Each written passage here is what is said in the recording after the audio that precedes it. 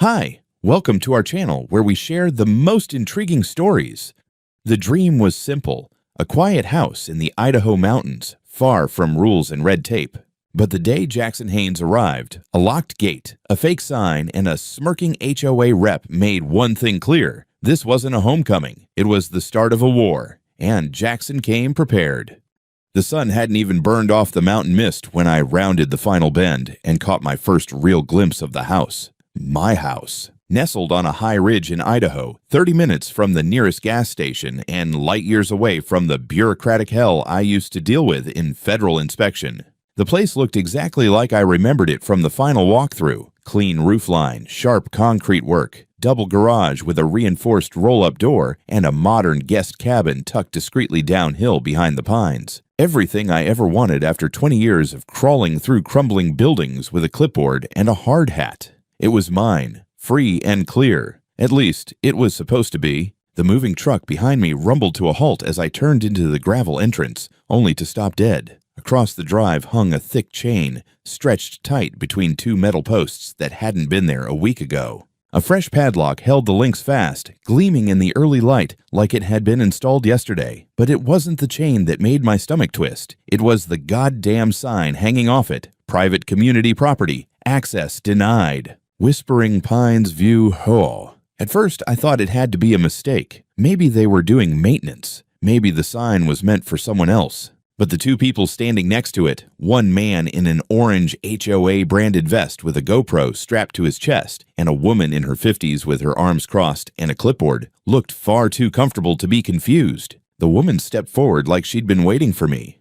"Sir," she said, voice crisp and rehearsed, "this is a private community. Entry is restricted to approved residents and guests. Do you have proof of authorization?" I stepped out of my truck, slow and calm. "I'm Jackson Haynes. I own the house at the end of this drive. I closed on it 3 weeks ago. Title's clean, no liens. And most importantly, no HOA." She smiled like a librarian catching a teenager with a Red Bull. "That house is under legal review. Whispering Pines View HOA has claimed the parcel due to deed discrepancy and foreclosure recovery. Until the dispute is resolved, access is restricted." I blinked. "Lady, I paid $910,000 for that house, in cash and mortgage, from a private seller through a federally insured title company. And I have the deed sitting on my dashboard if you'd like to take a look." She didn't blink. The guy with the GoPro shifted slightly, making sure he had my face in frame. The camera was recording. I could see the little red light blinking like a threat.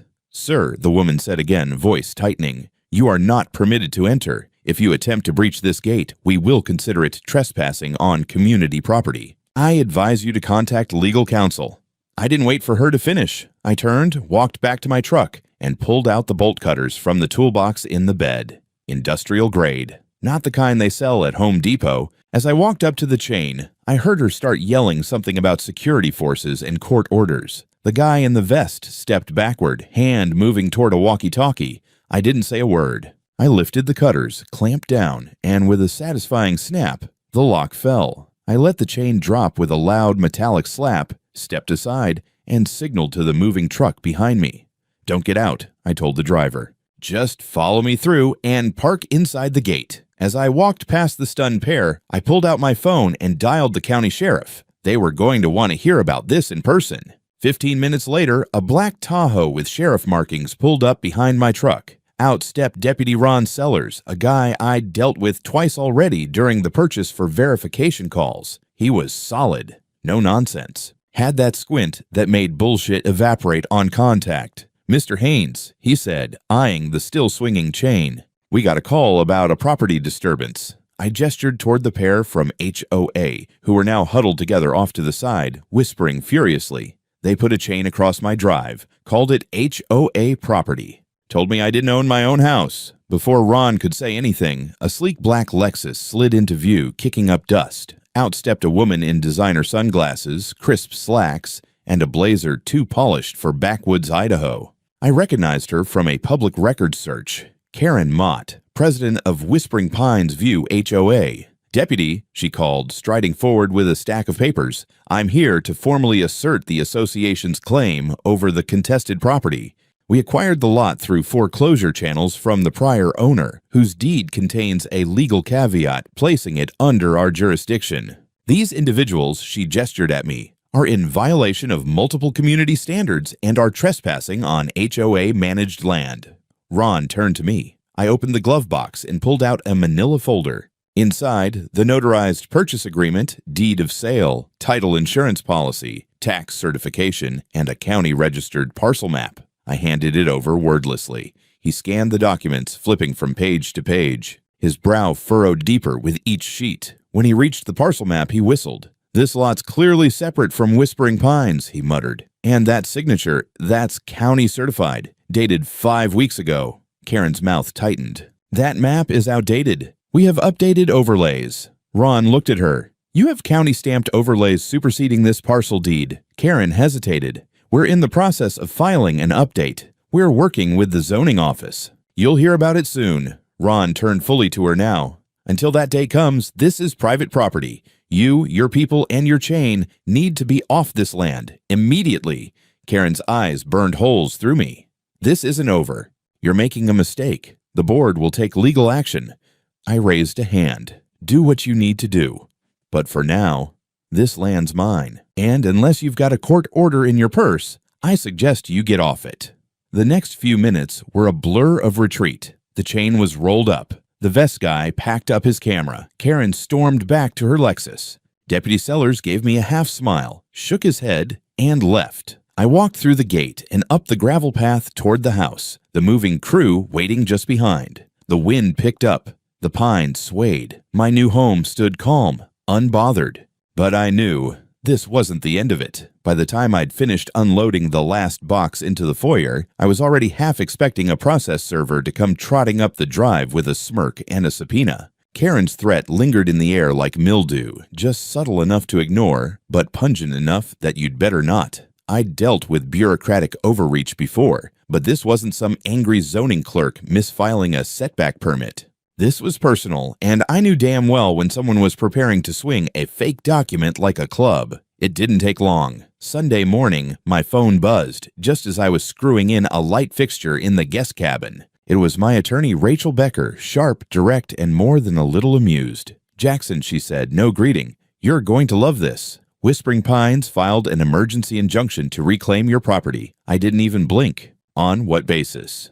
"They claim the property was transferred to them by the previous owner through a donation agreement. Get this, for the amount of $1. I paused, wrench in hand. "You're joking." "I wish."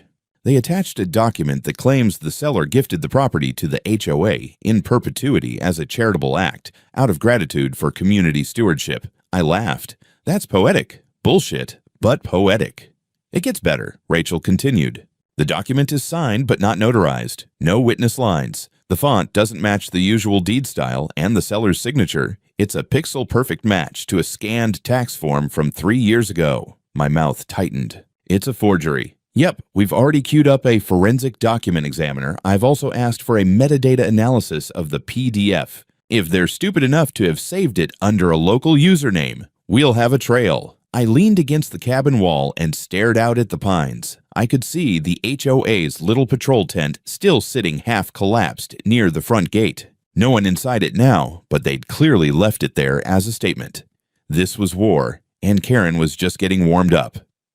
"Anything else?" I asked. Rachel hesitated. They attached a handwritten note from the previous owner stating their desire for the property to benefit the whole community. It's dated 2 months ago. "That's funny," I said. "He was already moved out by then. I have a forwarding address, closing date, and a video of him handing me the keys." Rachel chuckled. "Good. Gather it all. Video, call logs, emails with the seller, everything. We'll submit a countermotion Monday morning and push for a forensic hearing." I hung up and got to work. The next few hours were a blur of digital archaeology. I pulled my full purchase record from the title company, timestamps, wire transfer receipts, inspection reports. I found an old email thread between me and the seller discussing HOA avoidance. He specifically said the property was outside their nonsense jurisdiction. I even located a selfie we took the day of closing, holding up the deed like two kids who just won a pie-eating contest. Monday morning, Rachel filed our motion and submitted a motion to dismiss the injunction as fraudulent. The judge ordered an expedited review and scheduled a hearing for the end of the week. That afternoon, things got weirder. I came back from town with supplies and noticed something off at the front gate. The HOA tent wasn't just still there, it had been expanded. They'd added folding chairs, a battery-powered lantern, and a laminated schedule. Community Patrol roster is property boundary observation. 3 names were listed, all HOA board members. I parked just inside the gate, walked up to the tent, and tapped the clipboard with one finger. A new volunteer, mid-30s, goatee, cargo vest, looked up from his tablet. "Afternoon," he said, pretending to be polite. "We're just here monitoring the boundary." "HOA policy. This isn't your boundary," I said flatly. "It's my land." He gave a lazy shrug. "Disputed land, sir. We're here in a purely observational capacity." "Right." I pulled out my phone and filmed the tent, the man, the clipboard, and his smug little face. "You're trespassing. Pack up and get off the property. You've got 10 minutes. He smirked. "We were advised not to move until the injunction is settled. President Mott says we're within our rights." I called the sheriff again. 15 minutes later, Deputy Sellers was back. He walked slower this time, more tired than before, but when he saw the laminated sign and the HOA folding chairs, his eyes narrowed. "You again," he muttered. "Yep," I said. "They've upgraded." He approached the tent and spoke with the man for a few minutes. I couldn't hear everything, but I saw the deputy's expression change from patient to annoyed. He waved the clipboard in the air once, pointed toward the county road, and finally folded the laminated sheet in half like a fast food menu. The man sulked but complied. The tent came down again. The patrol was disbanded. For now. That night, as I sat on the porch with a glass of bourbon and the home's perimeter lights blinking steadily in the dark, I checked my email. Rachel had forwarded the forensic PDF analysis. It was beautiful. Document created on a Dell laptop registered to K-Mott modified twice. No government source ID. Signature image traced back to a scan 2019 Form 1098.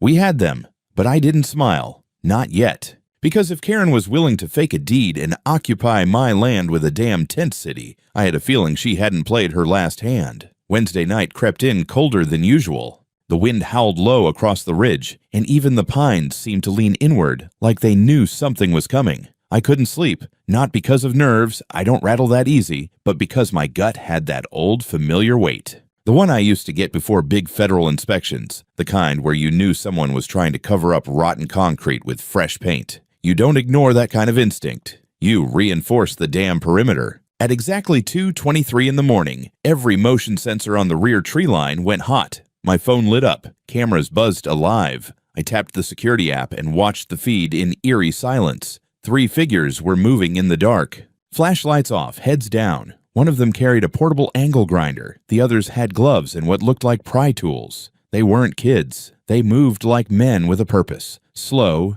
deliberate, rehearsed. My boundary fence, the rear service gate, was in their sights. I slipped on my boots, grabbed my coat, and walked to the back door. No panic, no hesitation. I'd seen this kind of thing play out a dozen times on inspections gone sideways. I flipped the switch for the floodlights and triggered the perimeter siren. The entire hillside lit up like a minor league stadium. The intruders froze, caught in the beams. One dropped his tool. Another turned to run. The third, a tall man in a beanie, yanked his hoodie down tighter and bolted for the woods. I didn't chase them. I just stepped outside with the 12-gauge in plain view, phone in hand, live stream already rolling. "Smile," I said quietly. "You're on Candid Criminal." The feed auto-uploaded to cloud storage. Within 10 minutes, I'd filed a police report and emailed the footage to both the sheriff's office and Rachel. I marked the timestamp, cataloged the tool types they dropped, and noted footprints. I wasn't just a homeowner. I was a federal inspector by habit. Evidence is currency. By sunrise, I had a knock on my door.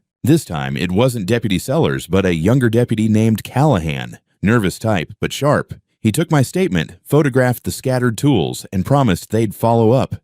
They already had a possible match from the footage. One of the men had worn a distinctive jacket with a local HVAC company logo on the back. Real subtle, these guys. At 9:30 sharp, I got my answer. My phone buzzed with a breaking news alert from the local station. A live broadcast. I opened the stream, and there she was. Karen Mott standing in front of a Whispering Pines View HOA sign, flanked by two of her board members.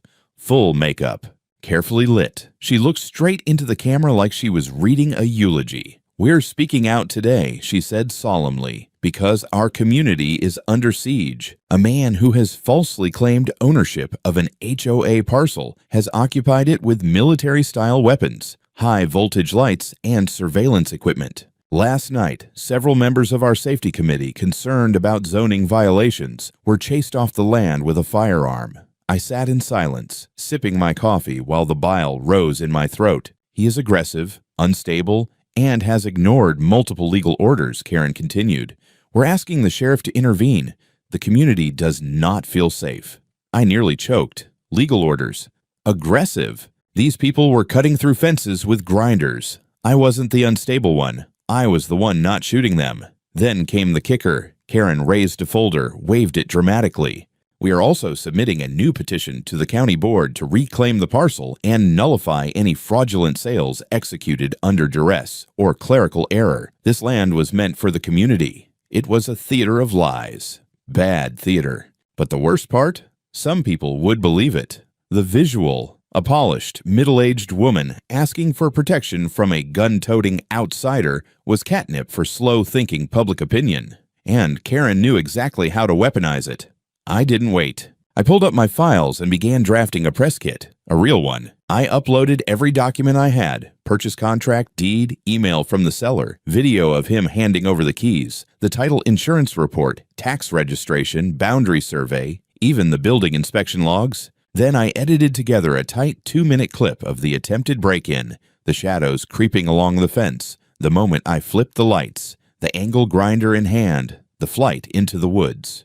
No gunshots, no threats. Just me, holding a phone and turning on the lights like a damn porch gremlin. By noon, I'd sent it all to every news outlet in the region. I posted it publicly with the title, "This is my house. These are criminals. Here's what actually happened." By 3 o'clock, the video was circulating online. Reddit picked it up. A local podcast host called me for a comment. By dinner time, the HOA's own members were leaving critical comments under the HOA Facebook page, asking why their dues were being spent on tactical trespass squads. The icing on the cake? Deputy Callahan called to let me know they'd detained one of the trespassers. Identity confirmed. Raymond Forster, husband of Nancy Forster, HOA board member, personal friend of Karen Mott, and previously vocal about reclaiming the perimeter. He was caught after someone recognized his truck and reported it near the Ridge Road. They found tools in the back seat. No alibi. No one from the HOA responded for comment. That night, I didn't just sleep well. I slept armed, backed by a trail of legal and digital armor so thick they'd need a tactical nuke to dent it.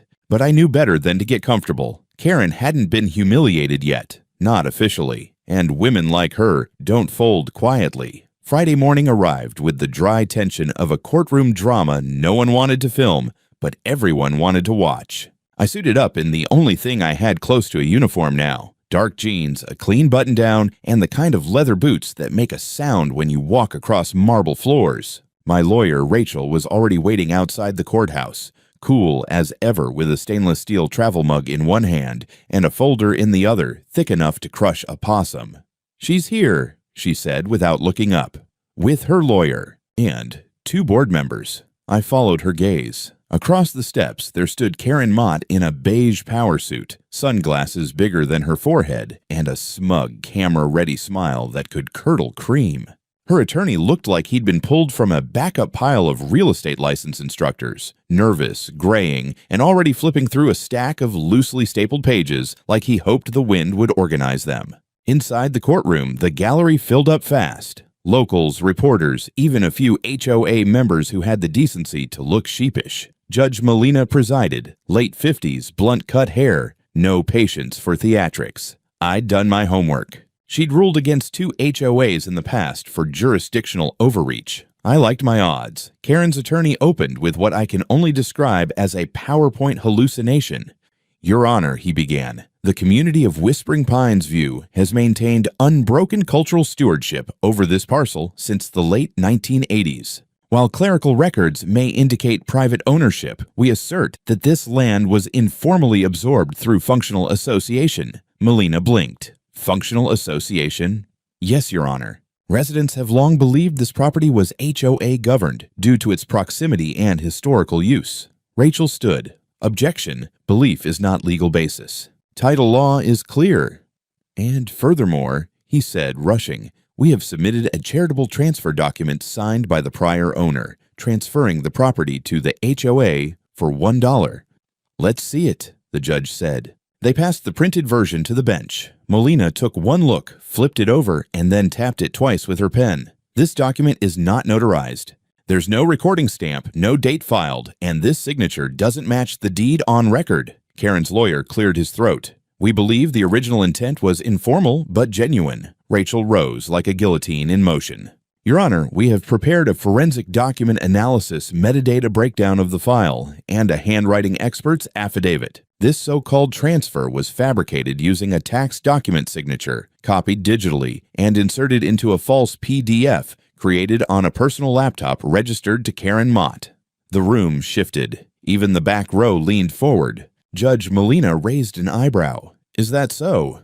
Rachel handed over the report. It includes IP addresses, file timestamps, and PDF layer data showing signature overlays. Additionally, we have testimony from the prior owner, Mr. Daniel Wexley, confirming he never authorized, signed, or even saw this document. Wexley, sitting behind us, stood and nodded silently when the judge looked his way. Karen's face tightened. The smugness slipped.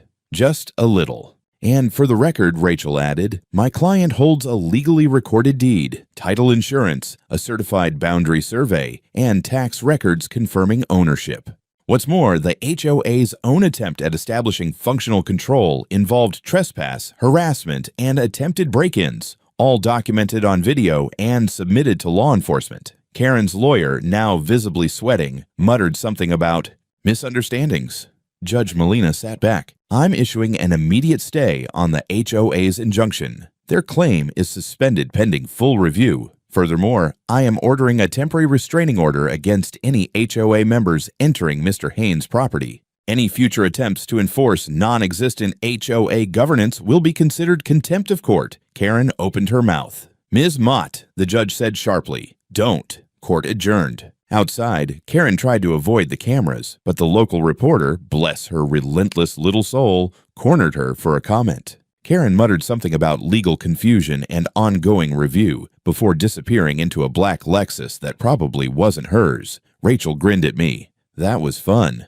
It's not over, I said, watching the cameras follow Karen's retreat. She's not done. She's just regrouping. Then let's make sure we have more ammo next time. That night, I installed 2 more cameras, one in the driveway, one inside the guest cabin. I added a backup power supply to the perimeter sensors. I didn't trust HOA desperation to end in a courtroom loss. And sure enough, by the following afternoon, a brand new sign was taped to my front gate. It read, Community Oversight, pending legal clarification, entry discouraged. They weren't done. Neither was I. I barely had time to drink my morning coffee before my phone buzzed with a motion alert, and not the usual kind. I opened the live feed from the West Ridge camera, and there it was. A tent, bright blue, planted right on the gravel shoulder near my driveway, just outside the temporary restraining perimeter set by the judge. Next to it, a folding table, a pair of cheap camping chairs, and a laminated sign duct taped to a stake. Whispering Pines Community Watch,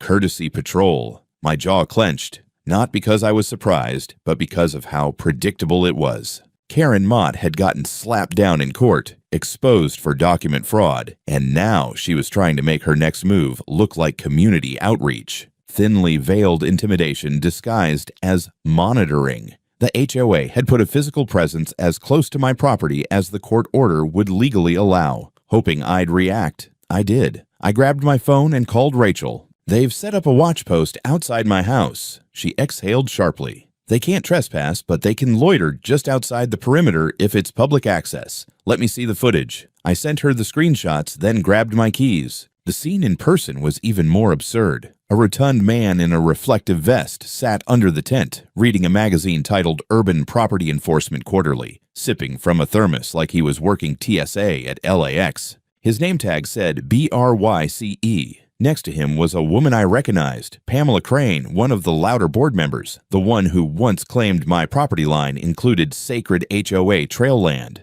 I stepped out of the truck slowly, walked right up to the property line, and stared. Bryce looked up and gave me a tight little smile, like I was the problem.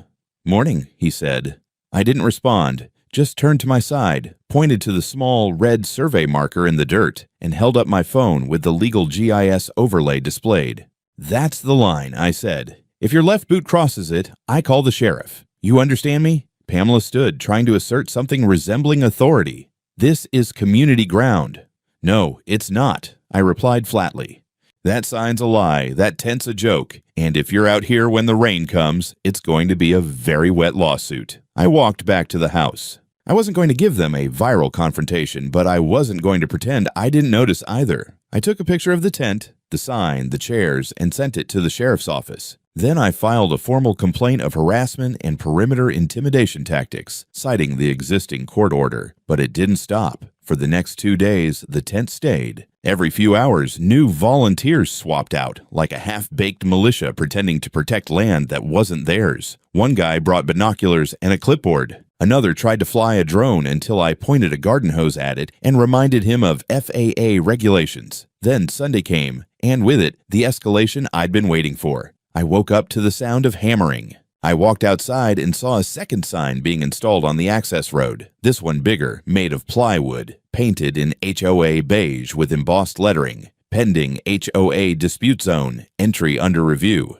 They'd planted it right next to the county. Sign for the road easement, trying to blend in, hoping to confuse delivery drivers, inspectors, and, God forbid, a new appraiser. A psychological play, so I played back. I emailed the footage and location data to both the county zoning board and my attorney. Then I called an old contact of mine, John Melton, a former colleague from my federal inspection days. John had retired into a quiet job as a private land rights consultant. Within hours, he drove up in his battered white pickup, unloaded a metal equipment case, and helped me survey the property edge to edge. We re-verified every marker, every corner point, and installed new reflective pegs. Then we laminated official legal property boundary maps and posted them on each side of my fence, along with a banner I had made overnight. It read, "Private property, not whole land. Verified by federal contract inspector." The next time Bryce showed up, he stood blinking at the map like a deer looking at a calculus problem.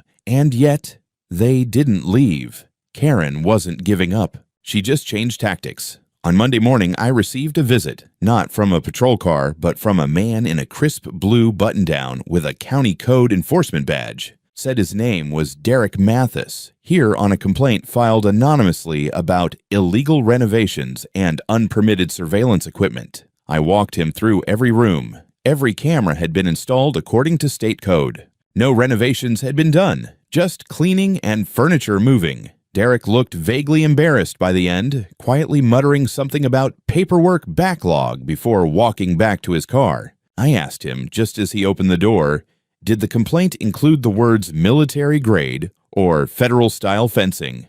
He turned and gave me a thin smile. "Yeah," he said. Word for word. Karen was using bureaucracy as her next weapon. But she made one mistake. She brought government paperwork into a fight against a man who used to audit government paperwork for a living. Game on. I was just starting to believe the worst had already happened. That was my mistake. It was just past 2 in the morning when the siren went off, sharp, metallic, and unmistakably triggered by motion at the rear gate. I was in bed, still half-dressed from a long night on the phone with Rachel, finalizing our harassment counterclaim. I didn't hesitate. I grabbed the tablet, loaded the rear camera feed, and froze. 3 figures, dark clothing, 2 with flashlights. One holding a power tool, looked like a cordless angle grinder. Sparks were already flaring at the steel lock on my back gate. I launched out of bed, yanked the emergency floodlight lever, and lit up the entire tree line with halogens that could melt a bug's wings mid-flight. Then I hit the siren switch. The whales shot through the woods like a tornado warning, and just as I expected, they ran. I was outside within seconds, shotgun in hand, safety on but very visible. I didn't need to fire. I just needed to be seen.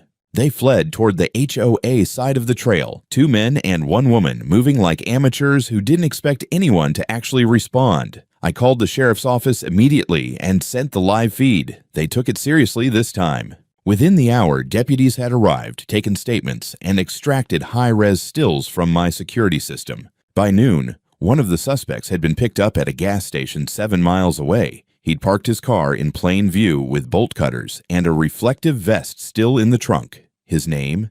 Darren Crane, Pamela Crane's husband, HOA royalty. I was mid-call with Rachel when I got a text alert from a friend who worked at the local ABC affiliate. The message just read, "Turn on Channel 6. Karen's live." I did. And there she was, standing in front of the Whispering Pines View Clubhouse with a cluster of residents behind her, some holding handmade signs like "Save Our Neighborhood" and "Stop the Hostile Occupation." Karen's voice was sharp, trembling with fake concern. This man, Jackson Haynes, is a dangerous, heavily armed ex-military type who has taken over a disputed property and is threatening peaceful residents. We don't feel safe. Our children don't feel safe. She looked directly into the camera. We urge the county, the courts, and law enforcement to take emergency action before someone gets hurt. It was an open declaration of war. I didn't shout. I didn't rage. I got to work. First, I uploaded the break-in footage online with clear timestamps, night vision, and thermal tracking overlays. Then I compiled a digital packet, the deed, the footage, the restraining order, the forensic analysis from court, the arrest record for Darren Crane, a personal statement filmed right there on my porch, calmly outlining the truth. Rachel helped push it to 3 outlets, but it didn't matter. Within 12 hours, the video went viral. HOA Karen tries to frame veteran as violent squatter, gets exposed on camera. By morning, it was on Reddit, Twitter, Facebook, everywhere. The comments were savage. Memes exploded overnight. Someone even deepfaked her face onto a medieval painting titled "Witch of Property Rights." The HOA shut down their website. Their phones went straight to voicemail. Karen's public stunt had backfired harder than a lawnmower hitting a cinder block. But I knew better than to gloat. I wasn't just winning a meme war. I was walking through a legal minefield. And just because the world saw her for what she was didn't mean the fight was over. Late that night, my motion sensors triggered again. This time, it wasn't people. It was a drone, small, fast, buzzing just above the guest cabin. I tracked it on the outdoor camera, caught the red light blinking as it circled. I jammed it with a signal disruptor I kept in the shed. The thing dropped like a drunk mosquito. It landed next to the fence with a tiny sticker that read, WPPVPATROLEYES. They were adapting. Karen wasn't retreating. She was evolving. I checked the perimeter again. Then I did something I hadn't done in weeks. I slept, with the shotgun still propped against the wall. The courthouse parking lot was fuller than I expected. I arrived early, but the media had beaten me there. Cameras, reporters, and a couple of locals with homemade signs that read, "We stand with Jackson." I didn't expect that. I just wanted a clean win. The spectacle made my stomach turn, but I kept my face neutral. Let them film. Let Karen see I wasn't rattled. Inside, the courtroom buzzed. Karen sat at the defendant's table, dressed in a stiff navy suit and surrounded by 2 lawyers, neither of whom looked like they were happy to be there. She refused to make eye contact. I caught Pamela Crane glaring at me from the gallery. No Darren. He was still in holding, awaiting formal charges. Rachel leaned over and whispered, "They're gonna try to delay." They did. Karen's team claimed the signatures on the forged deed were misunderstood, said their expert was unavailable, and asked for another extension to produce new documentation. The judge didn't blink. "You've had your delay," he said flatly. "We proceed." My attorney laid it out like a crime scene, because it was. One exhibit after another, the forged deed. The metadata showing it was created on Karen's home computer. The overlay proving it duplicated a signature from an old HOA maintenance agreement. Then the forensic handwriting analysis, followed by a short video testimony from the previous owner stating he'd never sold to the HOA. Karen's lawyer looked pale. The second one mostly just stared at the table. Then it was Rachel's turn. She brought up the drone footage, the tent patrol, the fake signs, the false complaint filed with code enforcement, the video of Darren Crane's attempted break-in, and the official sheriff's report naming him as a suspect. Finally, she played Karen's interview from the news, with the memes side by side showing the actual ownership documents and the criminal complaint. It was devastating. Karen tried to interrupt once. The judge shut her down. When it was their turn, her attorneys tried to pivot, called it a neighborhood misunderstanding, and claimed Karen had relied on outdated maps and informal community traditions. One even tried the public safety excuse, but it didn't stick. Not after the digital trail, not after the sheriff's sworn statement, not after the previous owner's video. Then came the final blow. My team presented emails, recovered from HOA records during discovery. One from Karen to her board read, "Once we have possession, it'll be too messy to undo. Just push the story hard and file fast." The courtroom went quiet. Karen visibly crumbled. She didn't speak again. The judge didn't waste time. He ruled HOA's actions as intentional fraud, harassment, attempted illegal seizure, and organized trespass. He referred Karen's conduct to the county prosecutor and ordered temporary external oversight of Whispering Pines View, HOA, until a full audit could be performed. A criminal investigation into document tampering and conspiracy was officially opened. It wasn't just a win, it was a turning point. I stood at the edge of my property a week later, watching them remove the last remnants of the HOA patrol post. A cheap pop-up tent, folding chairs, a clipboard filled with pseudo-inspection notes, and a half-empty bag of pretzels. The sheriff's department supervised the cleanup. Karen wasn't here. She was already in custody. The county prosecutor moved fast, too fast for Karen's lawyers to spin anything. Once the emails became public and the arrest report from Darren was paired with the forged deed, the charges were inevitable: fraudulent conveyance, conspiracy to commit real estate theft, forgery, intimidation, unlawful surveillance, and obstruction of justice. A total of 6 felony counts. Bail was denied. At the sentencing, the courtroom felt more like a funeral than a legal proceeding. Karen sat stone-faced in an orange jumpsuit while her sentence was read aloud. 17 years, with a minimum of 12 before parole. Her face cracked only once, when the judge noted that HOA funds had been used to fund part of the scheme. That meant every board member was under investigation too. The HOA itself? Gone. Dissolved under court order, its assets frozen, and its records seized for audit. Residents, now furious and humiliated, were already filing civil suits against the former board. Some tried to apologize to me quietly, in private. I didn't say much. I didn't need to. The justice system had done its work. 2 months later, my land was finally mine in peace. The gate stayed locked, but the chain was gone. I had it melted down and reforged into a metal sign that now hangs beside my driveway, carved in bold block letters: private property, no HOA, no exceptions. Above it, in smaller script, this land is owned, protected, and not to be messed with. I held a barbecue to mark the occasion. Nothing fancy, just smoked ribs, cold beer, and a few friends from the sheriff's department, plus Rachel and her paralegal who had earned more than just my business. We laughed, we toasted, and at some point, someone asked if I'd ever thought about moving again. No, I said. Took me long enough to find freedom. Now that I've got it, I'm not letting it go. As the sun set over the pines, I watched the light filter through the trees. No patrols, no false signs, no HOA clowns with clipboards. Just quiet. Exactly what I paid for.